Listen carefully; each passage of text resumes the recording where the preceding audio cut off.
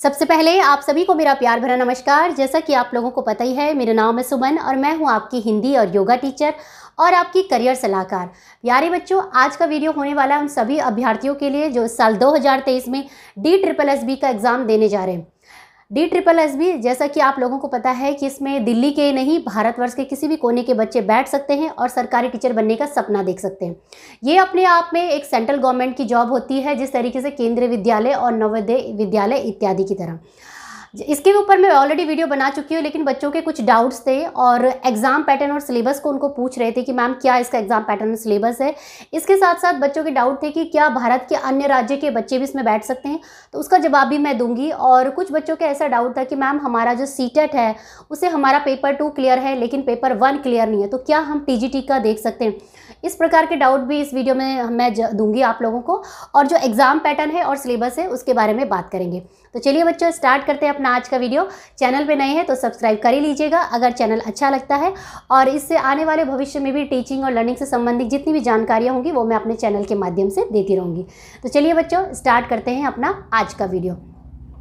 तो सबसे पहली बात, तो जैसा कि मैंने बताया आपको कि ये DSSB ये अपने आप में एक प्रतिष्ठित संस्थान है और डायरेक्ट सेंट्रल गवर्नमेंट की आप शिक्षक बन जाते हैं, टीचर बन जाते हैं इस एग्ज़ाम को क्रैक करने के बाद। तो इसका कुछ प्रोसेस है, देख लीजिए, समझ लीजिए। सबसे पहली बात तो इसमें जो एग्ज़ाम होता है PRT, TGT और PGT लेवल पे होता है, क्योंकि तीनों के लिए वैकेंसीज निकलती हैं। तो जो इसका एग्ज़ाम पैटर्न होता है वो आता है MCQ बेस्ड क्वेश्चंस, यानी कि मल्टीपल चॉइस क्वेश्चन। एक प्रश्न दिया जाएगा और उसके 4 विकल्प आपको दिए जाएंगे। अब यहाँ पे आता है कि भाई पेपर किस तरीके से होगा। नॉर्मली जो कॉम्पिटिटिव एग्जाम होते हैं उसमें कहीं पे लाल OMR कलर की शीट दी जाती है और क्वेश्चन पेपर दिया जाता है, लेकिन जब से आपको पता है कि ऑनलाइन सब कुछ हो चुका है, तो इसका जो एग्ज़ाम होगा वो होगा CBT मोड पे, ठीक है। कंप्यूटर बेस्ड टेस्ट होगा, सामने कंप्यूटर होगा और आपको प्रत्येक प्रश्न का आंसर देते हुए आगे आगे बढ़ते जाना। और जो इस क्वेश्चन पेपर है इसको सॉल्व करने के लिए जो दिया जाता है टाइम, आपको 2 से लेकर करीब 2.5 घंटा आपको इसमें दिया जाता है। जैसे कि आपको पता है कि ये अपने आप में एक प्रतिष्ठित संस्थान है, तो जाहिर सी बात है इस जगह नौकरी पाने के लोगों की काफ़ी लंबी लाइन होगी और मारामारी होगी। तो इस कंपटीशन को टफ बनाने के लिए नेगेटिव मार्किंग है, यानी कि जो भी क्वेश्चंस आप सॉल्व करेंगे उसको ध्यान से देख के सॉल्व करेंगे। अगर कोई प्रश्न गलत हो जाता है तो उसकी एक नेगेटिव मार्किंग होगी। क्या नेगेटिव मार्किंग का क्राइटेरिया है, जब नोटिफिकेशन आएगा तो वो भी मैं आपको बता दूंगी, लेकिन फिलहाल के लिए क्लियर है कि जो पिछले 2 DSSB के जितने भी एग्जाम हुए थे उनमें नेगेटिव मार्किंग की गई थी। फॉर्म जो भरे जाएंगे ऑनलाइन भरे जाएंगे और आवेदन की जो फीस होगी वो मात्र होगी 100 रुपये, और हो सकता है कि जो महिला इत्यादि वर्ग के जो लोग हैं उनके लिए छूट इत्यादि भी रहेगी, ठीक है। तो ये है आपका थोड़ा बहुत जानकारी पेपर के पैटर्न को लेके। अब थोड़ा डिस्कस कर लेते हैं कि भाई TGT वालों को क्या पढ़ना है, PRT वालों को क्या पढ़ना है और PGT वालों को क्या पढ़ना है। उसके बाद हम डिस्कस करेंगे कि कौन बच्चा सीटेट वाला इसे दे सकता है, दूसरे राज्य वाले दे सकते हैं या नहीं दे सकते, अगर दे सकते हैं तो क्या उनके लिए कंडीशन है। तो सबसे पहले बात करेंगे PRT, यानी कि कक्षा 1 से लेकर कक्षा 5 के टीचर अगर आप बनना चाहते हैं तो इसमें आपके आएंगे 200 मार्क्स का क्वेश्चन आएगा। 100 नंबर का जो क्वेश्चन होगा, जो चाहे PRT दे रहे, चाहे TGT दे रहे, चाहे PGT दे रहे, उन सब के लिए 100 नंबर का क्वेश्चन बराबर होगा, ठीक है। क्या पूछा जाएगा उसमें? इंग्लिश, हिंदी, मैथमेटिक्स, रीजनिंग और GK या करंट अफेयर्स आप मान के चलिए, ठीक है। तो ये जो पूरा पोर्शन होगा ये 20-20 नंबर का होगा, और जैसा कि मैंने बताया सही उत्तर देने पे आपको नंबर मिलेंगे और गलत उत्तर पे आपका नेगेटिव मार्किंग होएगी। और जो बचे आपके 200 नंबर, तो 200 नंबर आपका सब्जेक्ट होगा प्लस पेडागॉगी। देखिए, सब्जेक्ट का तो जो भी सब्जेक्ट आप पढ़ाएंगे या जो कक्षा 1 से लेकर 5 तक तो इस तरीके से होता है कि कंपलसरी होते हैं, लेकिन जो आपने PRT टीचर के लिए जो सब्जेक्ट चाहिए होते हैं उससे रिलेटेड क्वेश्चंस आपके पास पूछे जाएंगे, प्लस पेडागॉगी। तो पेडागॉगी में आप मतलब क्या है, मतलब कि चाइल्ड डेवलपमेंट एंड साइकोलॉजी, ठीक है, CDP जिसे बोलते हैं, या टीचिंग एप्टीट्यूड, यानी कि एक बच्चा सोचता किस तरीके से है, या बिहेवियर या कंडीशंस जो क्वेश्चंस होते हैं ना, उस प्रकार के इसमें क्वेश्चंस आएंगे। बाकी CDP से रिलेटेड वीडियोस भी मैं आपके लिए लेके आऊँगी, वो आप मेरे चैनल से चेक कर सकते हैं। तो ये है आपका PRT का सिलेबस और एग्जाम पैटर्न।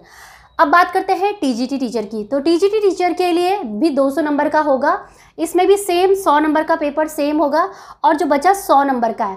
तो देखिए, इसमें जैसा कि आपको पता है TGT टीचर यानी कि ट्रेंड ग्रेजुएट टीचर, कक्षा 6 से लेकर 8 तक के टीचर आप बनेंगे।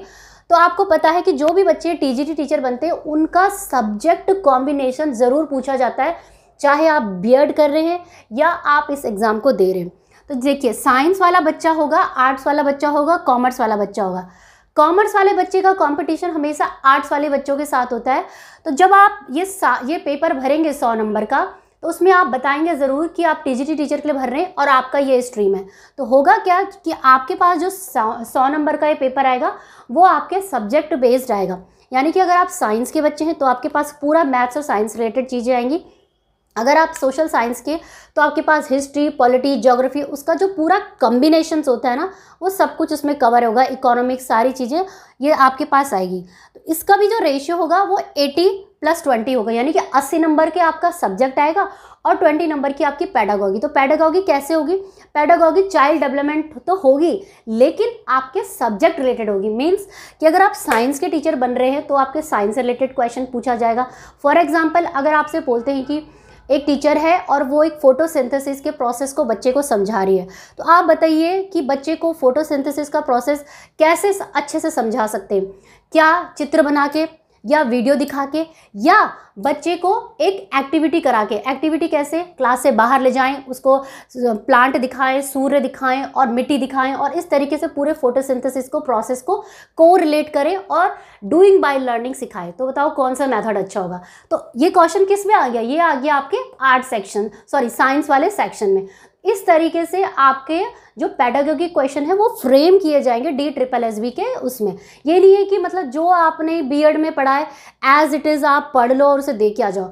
थोड़ा मैनिपुलेट होके और मतलब डूइंग बाय लर्निंग और इंक्लूसिव एजुकेशन, आप समझ लीजिए चाइल्ड सेंटर्ड एजुकेशन, उन चीज़ों से रिलेटेड पेडागोगिक क्वेश्चंस आपके इसमें डाले जाएंगे।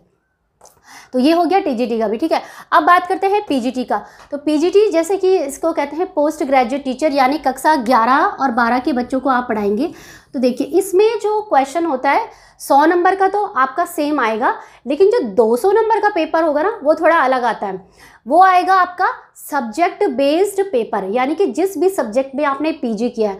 अगर आपने हिस्ट्री में किया तो आपके पास हिस्ट्री का पेपर आएगा, मैथ्स से किया तो मैथ्स का आएगा, पॉलिटिकल साइंस के तो तो जिस भी के लिए भी वैकेंसीज निकलेगी आप अप्लाई करेंगे, वही पोर्शन आपके पास इसमें आने वाला है, ठीक है। तो ये है पीजीटी का। इसमें 100 नंबर का तो सेम आएगा जो मैंने पहले भी बताया है, और 200 नंबर का जो पेपर आएगा वो सब्जेक्ट बेस्ड आएगा प्लस पेडागोगी आएगी। तो उसकी बाइफिकेशन कैसी होगी वो जब नोटिफिकेशन आएगा तभी पता चल पाएगा। फिलहाल के लिए यही है कि 180-20 का रेशो हो सकता है, 100 का रेशो हो सकता है, वो डिपेंड करेगा नोटिफिकेशन के भी ऊपर। तो ठीक है, ये था आपका पीजीटी का भी। अब बच्चों के प्रश्न थे कि मैम ये बताइए कि मेरा पेपर 2 क्लियर है, क्या मैं पीआरटी टीचर के लिए दे सकती हूँ? तो देखिए, जिन बच्चों का पेपर 2 क्लियर है यानी कि वो टीजीटी के लिए एलिजिबल है, जिनका पेपर 1 क्लियर है वो पेपर पीआरटी के लिए एलिजिबल है, ठीक है। अब मान लीजिए कि आप इसके लिए एलिजिबल है पेपर 1 के लिए, लेकिन आपका टीजीटी क्लियर नहीं है, तो कोई बात नहीं, अगर आपने ये भरना है, ये पेपर क्लियर है तो आप इसके लिए भर सकते हैं, ठीक है। तो ये क्राइटेरिया है इस एग्जाम में बैठने का। तो बच्चों, अगर आपका डाउट है इसके बाद भी तो आप मुझे कमेंट करके पूछ सकते हैं, और इंस्टाग्राम पे भी फॉलो कर सकते हैं, और डायरेक्ट कैरियर हेल्प भी ले सकते हैं अगर अभी भी किसी बच्चे को डाउट है।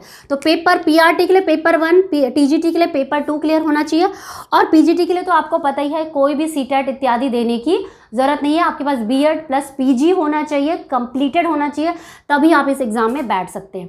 और अब बात आती है कि अदर स्टेट के बच्चों के लिए क्या क्राइटेरिया, मतलब जो दूसरे राज्य के हैं, क्या वो इस एग्ज़ाम में बैठ सकते हैं? तो इसका जवाब है जी हाँ, 101%। चाहे आप जम्मू कश्मीर से लेकर कन्याकुमारी या अरुणाचल प्रदेश से गुजरात तक के हैं तो आप इस एग्ज़ाम में बैठ सकते हैं, क्योंकि जैसा कि मैंने बताया ये अपने आप में एक सेंट्रल गवर्नमेंट की जॉब होती है और आप इसमें सरकारी टीचर बनने का सपना देख सकते हैं, उसी प्रकार से जिस प्रकार से केंद्रीय विद्यालय, नवोदय विद्यालय से। लेकिन जो अदर स्टेट के बच्चों का क्राइटेरिया होता है वो थोड़ा सा अलग होता है। क्या अलग होता है?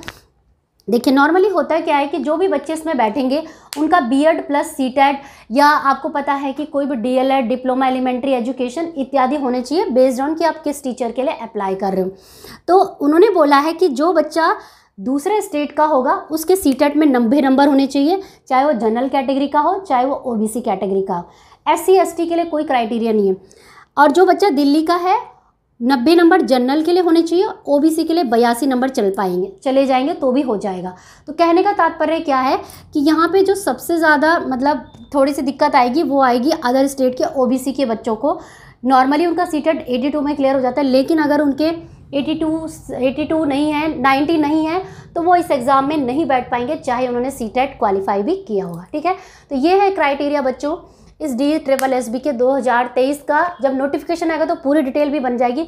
फिलहाल के लिए जो अपडेटेड है उसके हिसाब से ये पूरा वीडियो है, और इस वीडियो के आधार पे आई होप कि आपको थोड़ी बहुत गाइडलाइंस और आइडिया मिल गया होगा कि अभी से आपने किस तरीके से अपने सब्जेक्ट की प्रिपरेशन करनी है। तो यही था बच्चों आज का वीडियो। उम्मीद करती हूँ वीडियो आपके लिए बहुत ही हेल्पफुल रहा होगा, और इस वीडियो को देखने के बाद, सुनने के बाद भी अगर आपका कोई प्रश्न है तो मुझे फ़ोन करके पूछ सकते हैं, जिसकी की फ़ीस होगी मात्र 99 रुपीज़। कमेंट करके पूछ सकते हैं, इंस्टाग्राम पे भी फॉलो कर सकते हैं। तो बस बच्चों, मिलेंगे मेरे कुछ नए अच्छे इंटरेस्टिंग वीडियो के साथ। तब तक के लिए जय हिंद, जय भारत, धन्यवाद, सत्यमेव जयते, धन्यवाद, जय हिंद।